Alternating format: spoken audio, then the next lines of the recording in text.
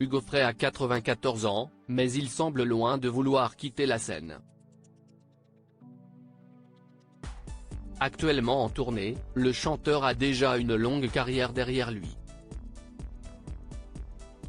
Il a également à son actif des titres célèbres comme Santiano, sorti en 1961, mais aussi Stoubol et Céline en 1966, Le Petit Âne Gris et Adieu, Monsieur le Professeur en 1968, ou encore Hasta Luego en 1973.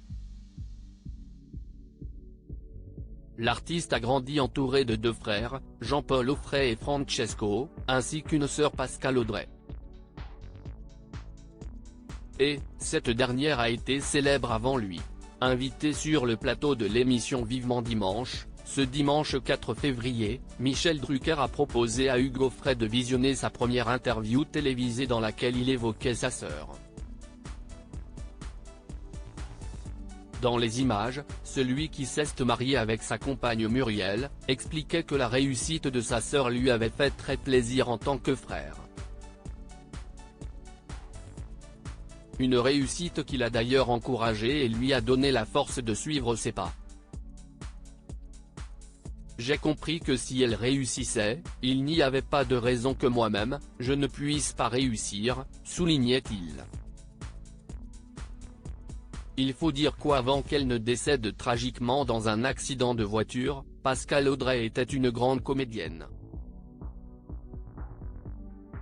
Révélée en 1956 dans L'eau vive de François de Villiers, d'après Giono, elle avait également connu un grand succès, l'année suivante, à travers le journal d'Anne Frank, au théâtre de Montparnasse à Paris. Elle a ensuite enchaîné les rôles, faisant une apparition dans Le Fantôme de la Liberté, de Luis Buñuel, dans 1974.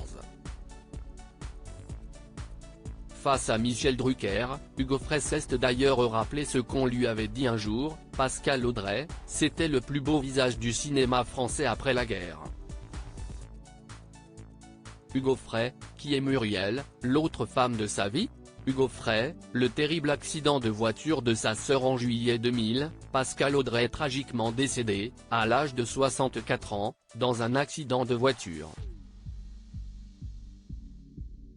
Ce jour-là, un camion a percuté la voiture dans laquelle elle se trouvait avec, au volant, Rémi Kirchhoxenet, âgé de 54 ans, au carrefour de deux routes nationales entre Souillac et Brive, à Cressensac. Si le conducteur est mort sur le coup, quand les secours sont arrivés sur les lieux, Pascale Audrey était encore consciente. Les pompiers avaient alors découpé le toit du véhicule pour la désincarcérer. Mais, malheureusement, la comédienne est décédée une heure plus tard, dans l'ambulance. Un drame pour celui qui avait déjà dû faire face au suicide de son frère Francesco en 1955.